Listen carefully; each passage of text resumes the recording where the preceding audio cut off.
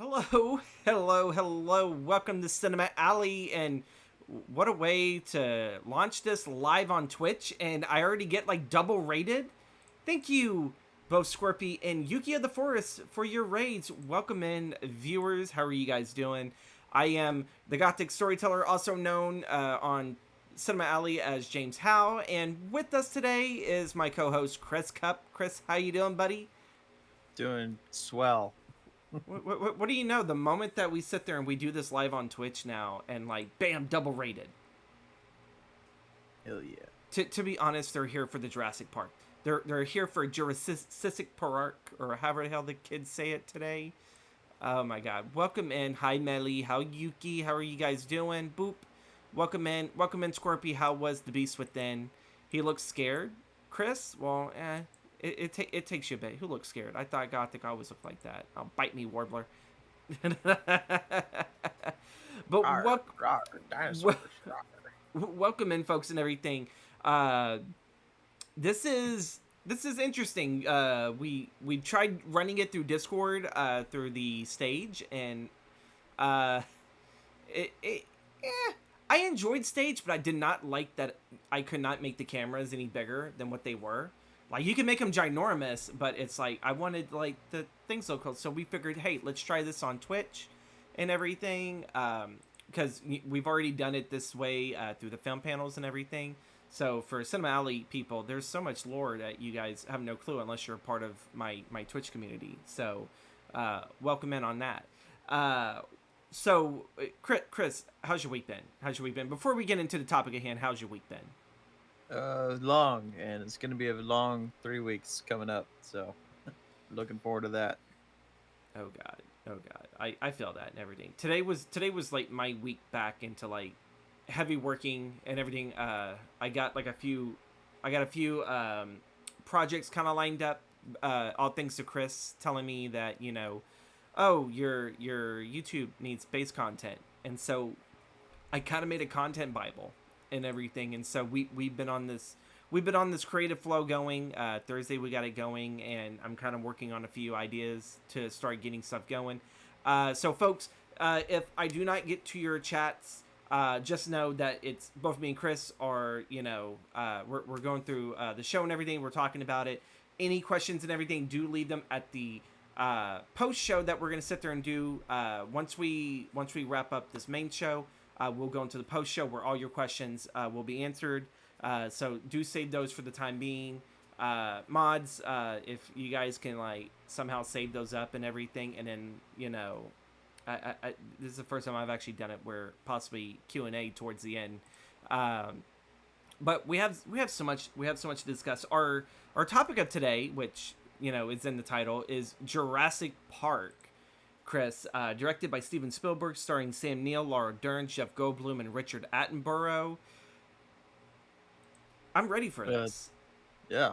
Let's go to Isla Nublar and see what happens.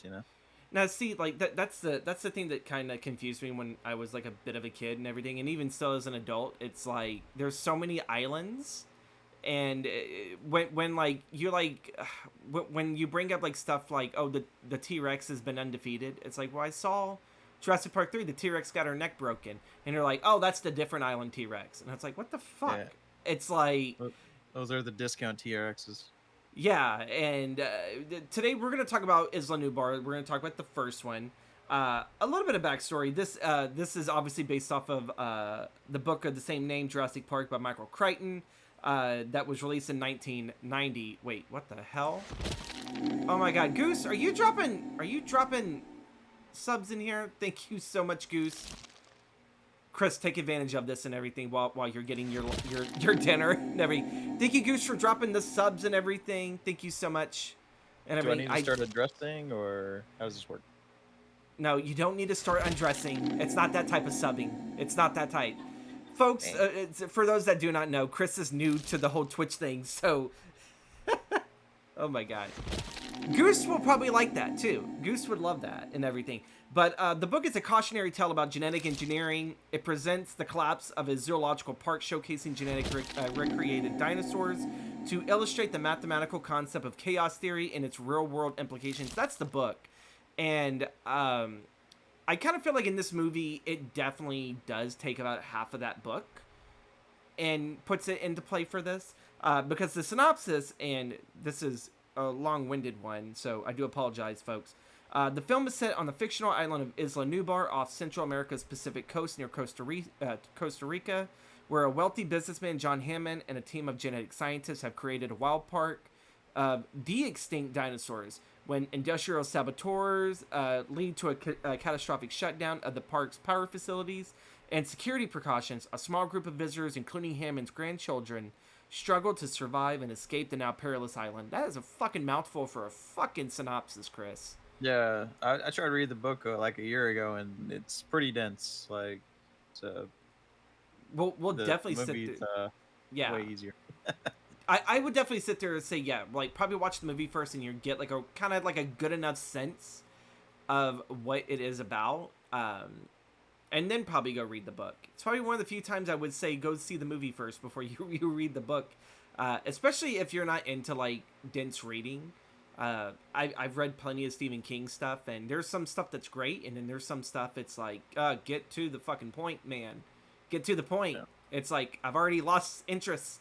Um, but yeah, Chris, like, what's the best way that we can really introduce? How did this affect you as a kid seeing this?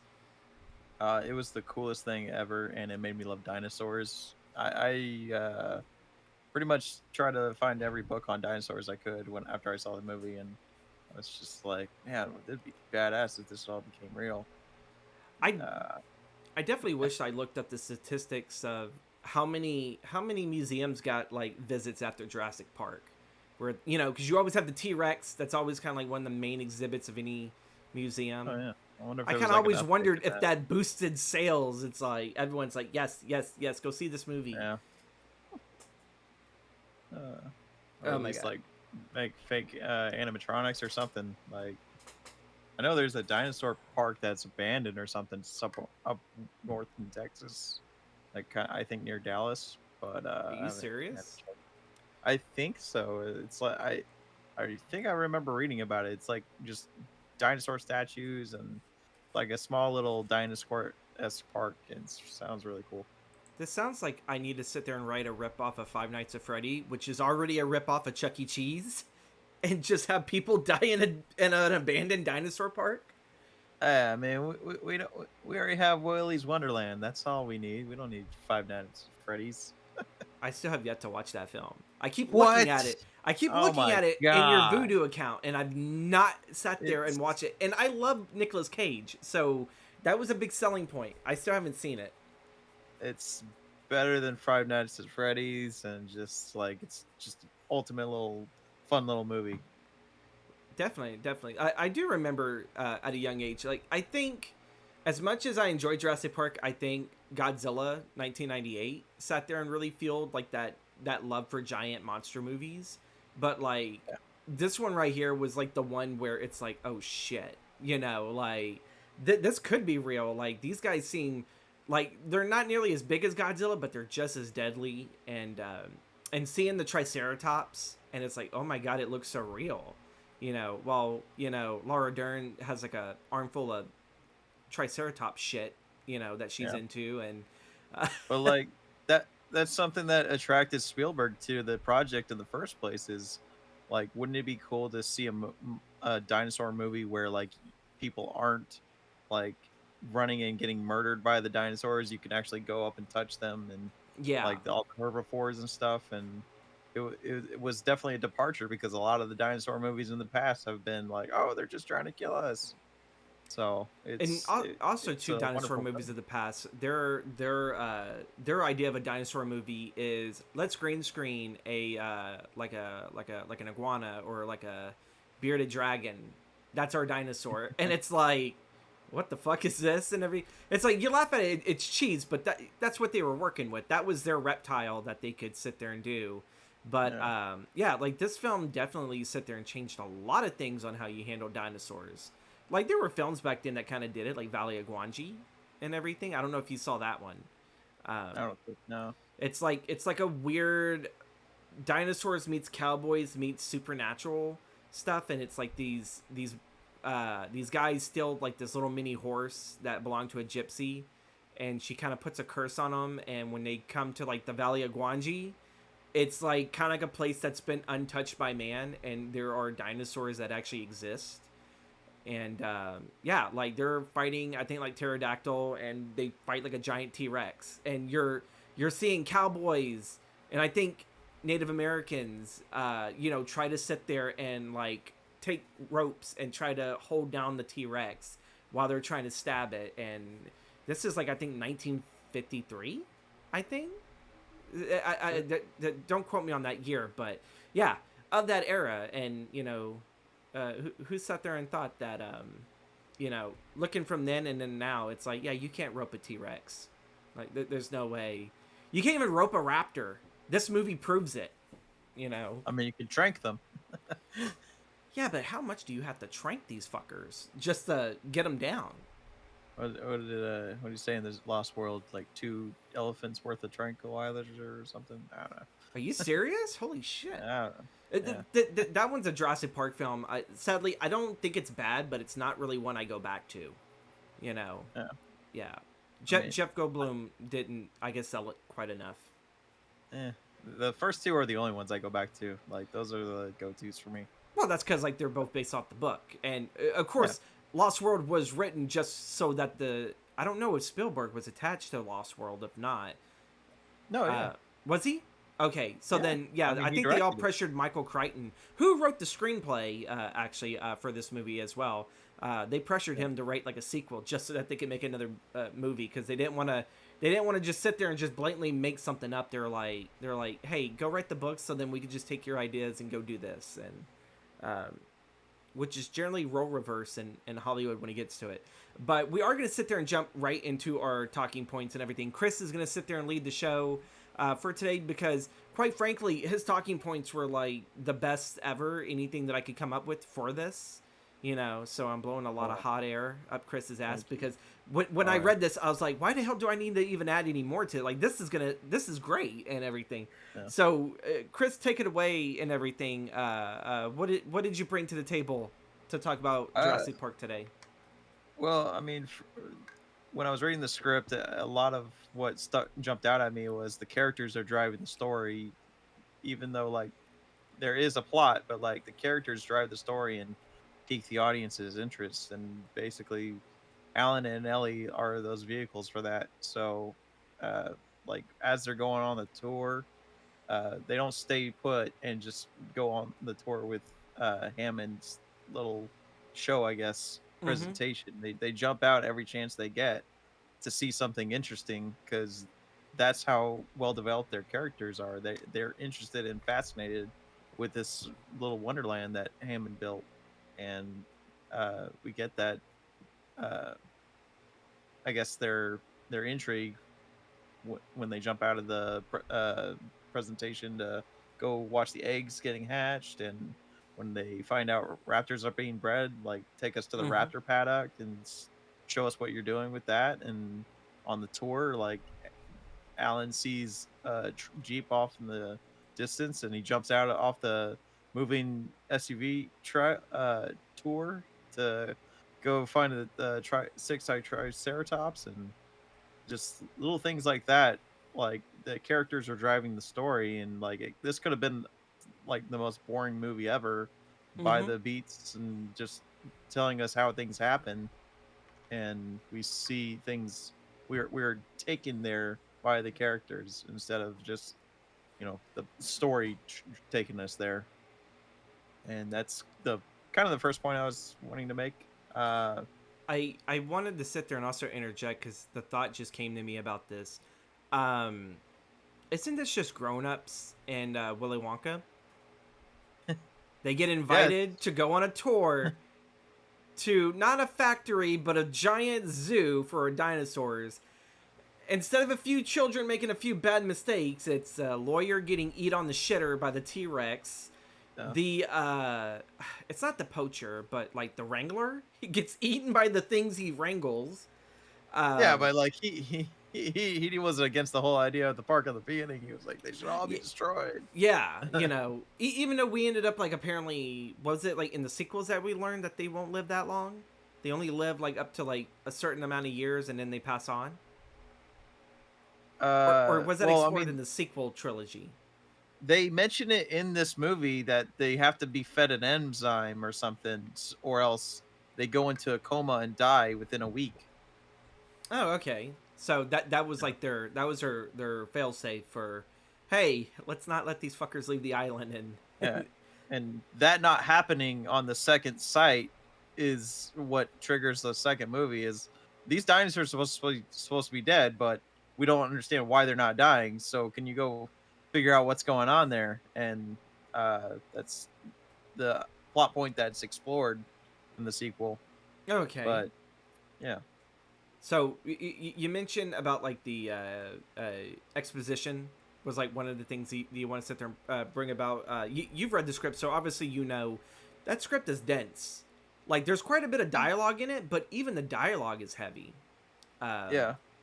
But like they also make the, I guess, the smart move of cutting a lot of that out in the final product, because you yeah. see like where Alan and Ellie are introduced, like they're digging up the dinosaur and they have a little conversation about like uh what they're digging up, and like in the Triceratops scene, they're investigating what's making the Triceratops sick, and Ellie's doing her little detective work and figuring out like, oh, the Triceratops are eating the berries when they're swallowing the rocks, and they need the rocks to like help digest their food, and Hmm.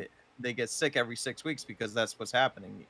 And the movie doesn't, I guess, spotlight that, but it's still also a great way of showing like these characters aren't just standing around doing nothing when the camera's not on them. They're doing stuff in the background, and they're uh moving the, I guess, building their characters in the background.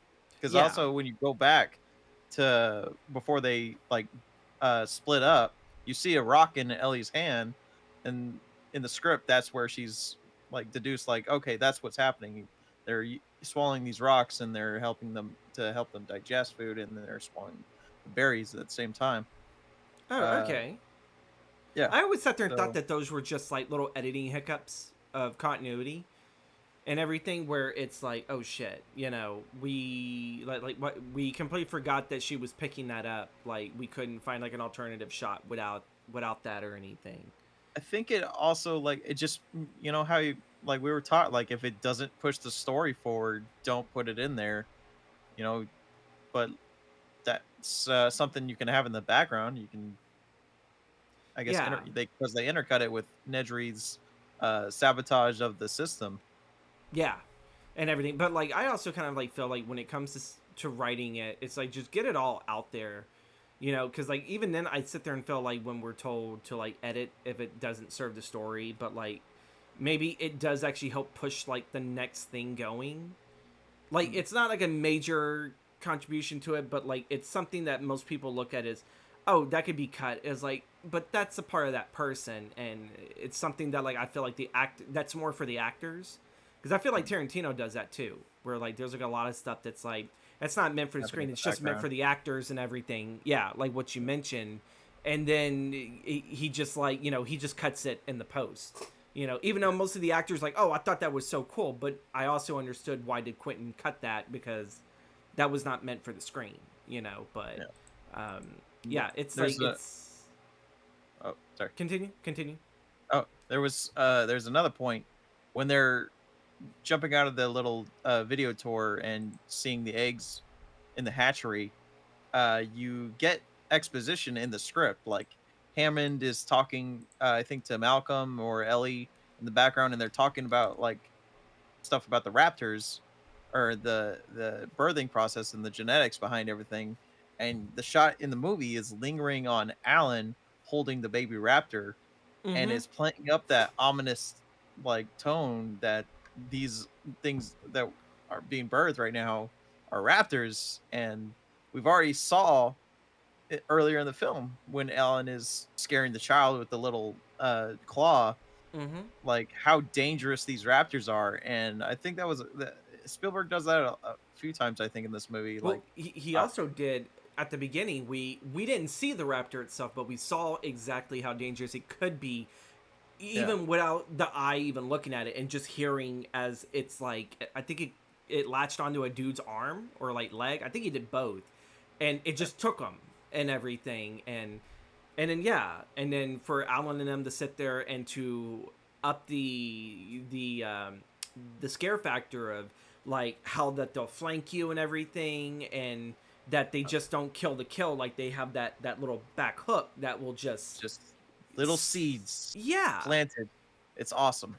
yeah. And it's funny too because when you finally get to look at it like as the baby, it's like how can this cute little thing fucking be such a murderer? Cut to later in the film and it's like holy They're shit. just 6 foot turkeys, aren't they? It's like Jaws. He took the exact thing from Jaws, where even though that was all of how to work around a broken animatronic, Yeah, he built up that suspense for this one particular creature, and he just knew how to like worm it in. It's like, oh, we're gonna introduce you to the baby because the baby's cute, but yeah. yeah. Sorry, did not mean to interrupt, but No, continue. you're good. You're good. I mean, I guess the next points we can make on are how we got to see like Alan and Ellie interacting with Tim and Lex, and how they're Mm-hmm. kind of like their childhood counterparts. Like Tim is eager child who learning about dinosaurs, and he loves talking about dinosaurs, and he's wanting to learn from Alan. And Alan is basically, you see the inner child in Alan break out when he's trying to teach Lex and or Tim and Alex later in the film. Like anytime something's happening with a dinosaur, he kind of just starts doing a teaching thing and explaining what that dinosaur is, and Mm-hmm. like how they're like herbivores, or like how they like move in a pack and stuff. And it's just really cool, like how they were able to get those characters to interact, and how they could bounce off each other and bring out more of, like, I guess, their dimensions. And it's Uh, funny too because it's like with Ellie and Alan being not really quite together. They're not really like an item. It's obviously there's some like romantic tension yeah, in there, but like obviously Ellie someday wants to have kids. Alan does not, and everybody Alan cannot stand kids and everything, and yet he gets stuck with them. And yeah, as like you kind of like like mentioned like their childhood counterparts. It's Tim is very much a little Alan, and it's like, oh, I want to soak up all this knowledge, and he went to the perfect person uh, for that. Where and it's kind of funny because I think that was probably part about how Alan kind of got around these kids. It was like they weren't the snot nosed one that he was dealing with at the beginning. Who what was it like? Didn't he try to sit there and say that raptors weren't so scary and everything just because like or I think like that they were just birds or something like that. He had well, I thought some. that was the, I mean, what are Tim, or We're like talking about the the little kid from the beginning? the Oh, Pudgy pudgy Kid, fat yeah, kid, yeah, yeah, and everything that he more or less he denounced that like oh like they don't sound so scary like the raptors, and then he goes through and he scares the child essentially. But when it comes like to Tim and telling him like yeah Tim's frightened because these fuckers chase him around, but Tim yeah, is so willing to kind of lose himself into the knowledge and kind of not really knowing what all he's teaching these children. Alan comes alive. He kind of feels more like a teacher in a yeah. sense. And it kind of makes sense in the sequels that, oh, they don't have children together or anything. But Alan does come off as a really good teacher. And I really wish that the sequel trilogy at least try to bring back Lex and Tim. I know they were there for a brief moment in Lost World at the beginning, but like I Yeah. really kind of wish that they would have brought them back in there to like sit there and show maybe Lex may not have been there, but Tim would have probably have been a protege for Alan. That everything Alan taught him, he was still teaching him. Apologies, folks, if you heard me burp. Um, and uh, and then yeah, with Ellie and Lex and everything we were mentioning right before recording, there isn't really any on-screen time with them. With Ellie and Lex, Yeah. yeah. That's I guess, I mean, I feel like that Lex and Tim being with Alan the entire time was better for his character development Uh-huh. because Tim and Lex were more supporting, I think. But like you still kind of get those parallels. Like Ellie is a strong, capable woman who's able to like take do it like push through her fear and get stuff done and like go to the maintenance shed and run away from raptors and stuff. And uh Ellie, she's or sorry, no, Yeah, which one? Ellie's the one that runs. Yeah, It's Lex that's the one yeah. that's mostly Lex frightened, is and she yeah, she she's always freezes up when something yeah, arrives. And she's paralyzed with fear, and you can see both Ellie and Lex have fear in their eyes, but Ellie is able to push through and be brave while Lex is still trying to find that bravery and dealing with this entire situation. And you see that progress and get stronger for her as the film goes on when yeah, she's caring for her brother and they get chased by the raptors. And you mentioned earlier when they she's brave enough to go and help Tim lock the raptor in the freezer. And yeah, it all it's comes really together. good And character progression. yeah, really good parallels to each character. But it kind of makes you, I don't know, to me I like to explore those reaches of like, if someone is supposed to be like a childhood counterpart, what would Ellie had told Lex, I guess, back then? You know, like, would there have been a moment? But the more you look at it, Ellie had her hands full so much in that film. You know, it feels like she was left in the background, but no, believe it or not, she was doing so much. She was running from point A to point B, you know, trying not to get eaten, you know, trying to help Alan out, or to try to help Ian Malcolm out, because we all know, we all love Jeff Goldblum. God, Jeff Goldblum was so worthless in this film. He was very much useful at the beginning when he mentions chaos theory, and you have the iconic, you know, you didn't think that you should, but you could, or you thought you could, but you should, or something like that. I'm butchering that line and Y- everything. And it's Yeah, like, right after what was it? Their first stint with the T-Rex, and he kind of gets knocked the fuck out. yeah. And then they pull him up on the Jeep, and it's the Wrangler, and Ellie's just driving, and he's just shouting, "Drive, drive, drive!" And it's like, God, quit being a backseat driver, dude. It's like, it's fine, you're gonna live and everything. It's like, and if you don't, you'll probably die of shock from the bite, so you won't probably feel nothing. I mean, he's the character that like brings up the theme over and over again, you Oh know? yeah, Like, yeah. yeah, yeah, he's I mean, He's the cool he's dude. more yeah, he's a cool guy, he's a rock star. And I Uh, feel like he brings that experience after doing The Fly. It's like, yeah, look what happened there. Look what happens when you fuck around with science. yeah, You know, you get your wife pregnant with some weird mutated baby and everything, and you start like vomiting up this weird stuff that just like, you know, it's just burns through acid to help people. him eat. Yeah. Oh my god. It's like, I had that thought for like whenever he did it to the one, I think it was like a biker dude, and I think he just dropped it around in the dude's hand, and like the dude was like, just everything was melting. Yeah. But yeah, like as Malcolm kept constantly repeating the theme, it was like it was Grant and Ellie that were putting everything in action. So I do have to ask, uh, since we kind of did get through Ellie and all them pretty quick and everything. So why didn't Jurassic World work compared to this? Like, Uh, they were both based off the same book. Like, they did take a piece of the book that was neglected from the first film about talking about weaponizing, because that was apparently the whole reason why BD Wong's character did all of this to begin with. His idea was to weaponize, and that he was part of that sabotage, or saboteur scheme that shut down Isla Nublar, with Wayne Knight's character. I forgot what it is and everything, but he was supposed to be one stealing them, and he was supposed to be the guy to make sure that stuff got stolen. So why didn't Jurassic World succeed where Park did? I think mostly it's because they had the same character archetypes and try to get them to open up the same amount, but like they couldn't because they kept most of the main characters apart and separate for half of the movie. Like they don't even meet up until they get back to the I guess the center. It's been a minute since I watched World, but like Yeah, Pratt and what's her name? I forgot her name. It's what was the it's It's Ron Howard's daughter. yeah, Ron Howard's Bryce daughter. Dallas Howard. There Bryce we Dallas go. Howard. Pratt and Bryce were basically doing the we can't commit to each other thing and find love, and they were trying to just like keep everything. They kept everything apart, and they thought that was these two characters on their own little plot lines was enough.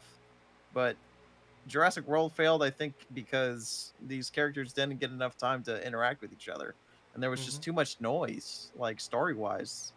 There, it Yeah, just it felt like they even put how two kids in studios, danger for the sake yeah, of Pratt to go rescue them. Like, I felt like if they would have pushed the raptor breeding and what makes Blue so special, I think if they would yeah. have pushed that, that probably would have maybe saved them. If they would have It, probably have done maybe a little bit more of kind of like the Grant and Ellie story, but like kept Bryce and Pratt more together, and it's like, all right, it's like you run this show but you don't know how to handle these animals, but Pratt does. It's like there should have been some type of dynamic that they could have worked together very much like Grant and Ellie did, but they didn't. they kept trying to do the whole weaponize the dinosaurs thing, and just a lot of different ideas they try to like mesh together, and they did as best they could, I guess, but like it just didn't work. It wasn't as memorable. And, you know, So I still don't know. Like they all feel like paper thin two-dimensional characters still, and that's because we didn't get them see them interact with each other for the most of the movie. so then I have to ask before we move on to talking point number two real quick, because that's a very very short one that we can get through. Um, do you think that maybe Michael Crichton and Steven Spielberg knew that they probably could not sit there and bring the weaponized dinosaur storyline to the screen, and it would have probably have sold well? Do you think I like that was mean, just something that it should have stayed in the book, and it's one of those things that it's meant for a book, not for the screen, unless you would have stuck to the exact cause of weaponizing dinosaurs as your main theme, like I don't know if I mean, if I was them, I just would have thought that's dumb. You know, it's just like I'm not gonna do it. Like it feels like some stupid studio idea that someone had. Like, what if they just try to turn them into weapons and just like Well, no, guess that's what, dumb. Chris? They did. You know what Yeah. that movie's called? Carnosaur. Oh yeah. I'm thinking of Fallen Kingdom, which is like the freaking worst. Was that the? That's the second one, right? That's the second Yeah, okay, Jurassic so yeah, World. that's the filler. That's the filler because the We, third one was far better than the second one, but still wasn't any better than uh, than the first one of the new trilogy because it was still a step down and not a yeah. step up. But with that, we mentioned Ian Malcolm and Chaos Theory. Uh, Yeah. so Chaos Theory in filmmaking and writing, your story, Chris, take that away. What were your thoughts about mixing those two together? I mean, the more Malcolm talked about it in the script, the more I thought like this is definitely like how people should be writing stories, I guess. Because you have separate plot points and separate characters, and all their actions should affect each other in one way or another.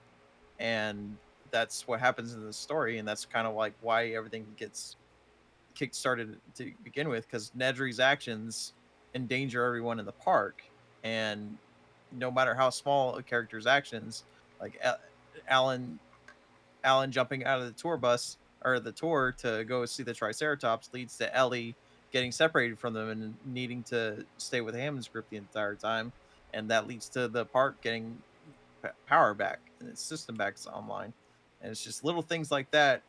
I feel like That have that domino effect. yeah, the great little domino effect of just the chaos theory built working in story building.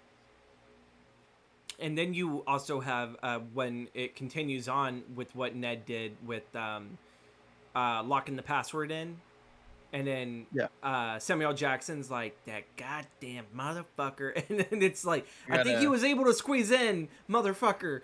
but I don't think it was full all the way and everything compared to what Yeah. Tarantino would allow them to be. Because I think this still was supposed to be a family movie, you know. But I don't know any family movies that have you quite literally watch a T Rex eat a lawyer on his shitter.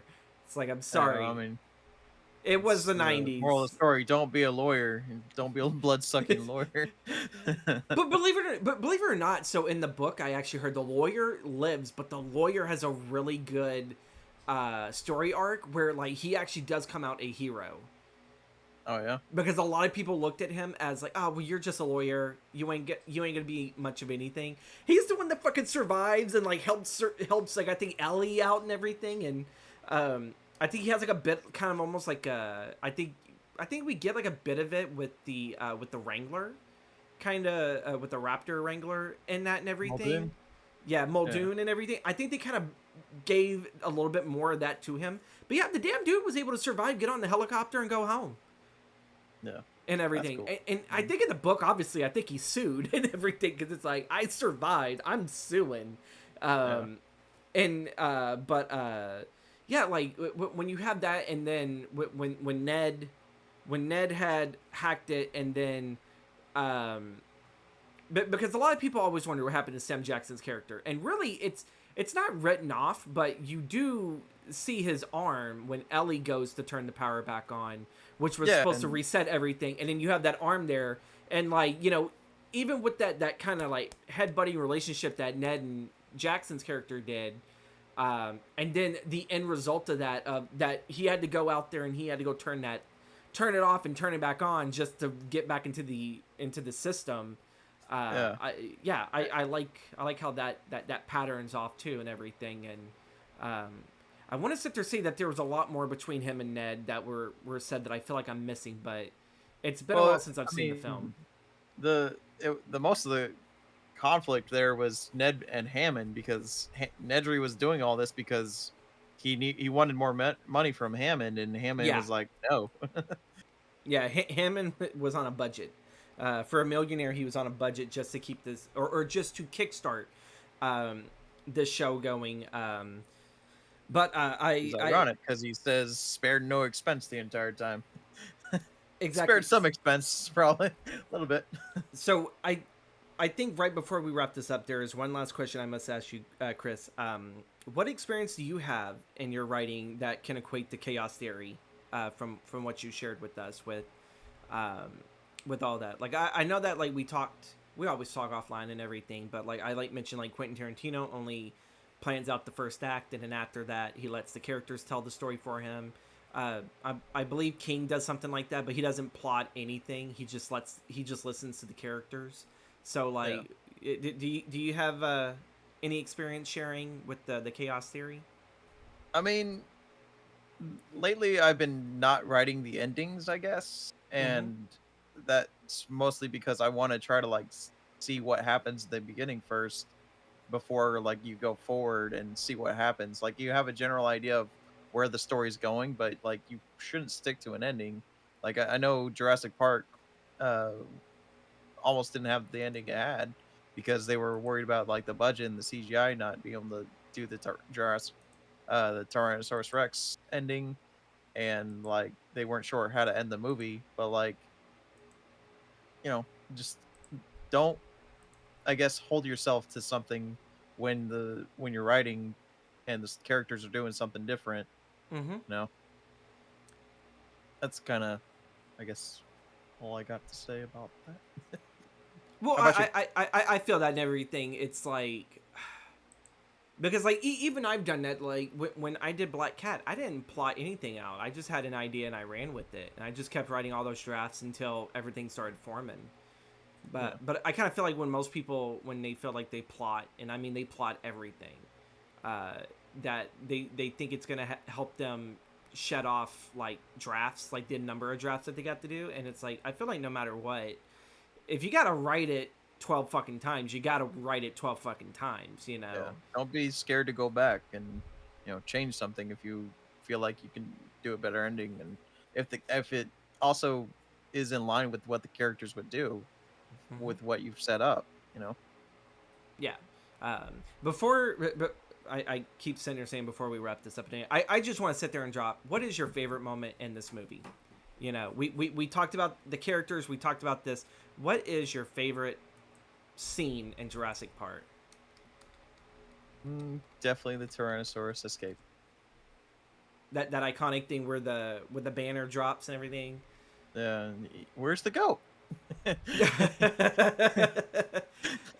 I think for me, my favorite one, and it's used so many times in memes, because I know like Family Guy even parodied it. I like the scene where Muldoon is giving Ellie a head start to run because he's gonna cover her, and he thinks he has Hi Teddy and everything. We had a dog cameo. I knew it. I was waiting for it. I was waiting for it. But yeah, like when Muldoon has that one raptor, you know, in his sights, and then all of a sudden that one just comes out, and he's like, "Clever girl." And I think Family Guy parodied it, but they had Meg as the raptor. And it attacked the Muldoon, and it's like, it's so heavily parodied and everything. But I love that scene because I think even as a child, that frightened the living hell out of me and everything. Where it like this dude is like, because like even at a young age, I had watched films like Predator.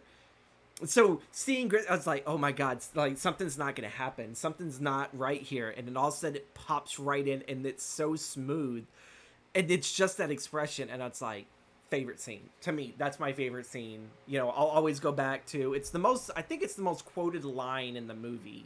I think in today's standards of pop culture, right next to Ian's line about you thought you could but didn't think you should. Something that's paraphrasing it. I'm terrible at it. I'm sorry. I derailed an entire D&D game making a clever girl joke. That moment is so iconic. Jesus. Oh my god. I would have loved to have been there and everything. But Chris, we're going to wrap this episode up. We're going to wrap it up real quick before we jump into the post show. Are we ready to tell them the news? We're taking a small hiatus because our personal lives are getting a little chaotic, and we're not sure if we're going to be able to sit in front of a camera and talk. Well, I mean, I do this like 3 to 4 times a week, so yeah. I like for instance, I'm travel. going to St. Louis in about a week, so and won't be back in Houston for until like the beginning of June. So it's just little things like that are kind of getting in the way. But it's we're just gonna life. yeah we're gonna play it by ear, I guess, and see like if we have things open up, and we'll see if we can sit down and talk. I'm also might be moving to a new spot, so we'll see. Yeah. I did reach out to Chris about possibly if we could. We do have. Well, I have. It all depends if our schedules mesh up. That maybe, excuse me, we'll return Cinema Alley back to Twitch on in September to get ready for Halloween. Halloween has always been our biggest month, and even going back, I do look at the analytics to sit there and see. Take him with you. Shut up, sis. I don't think his brother has room to go live with him. But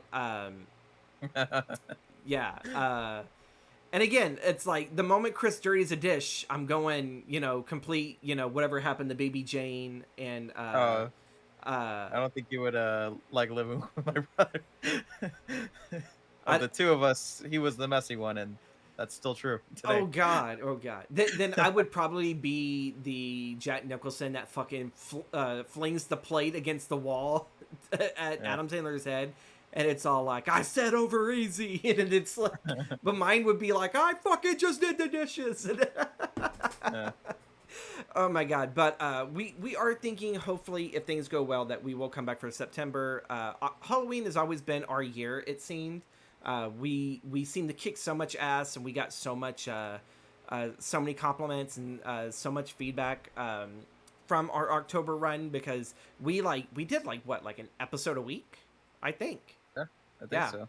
We did like an episode a week, and everyone was just loving it. And then November came, and I guess no one cares about murder mysteries or Not Bryan Singer. Well, no one gives a shit about Bryan Singer neither. But what was it? Ryan something, the director of Ryan Johnson, Ryan when we talked Johnson. about Here we Knives go. Out. Yeah. It seemed like no one cared about Knives Out. That's like, oh god, tough crowd. It's like I actually like this movie. I like this one, and I still like Glass Onion. It's a fun little mystery movie. It is. It is a fun little mystery movie.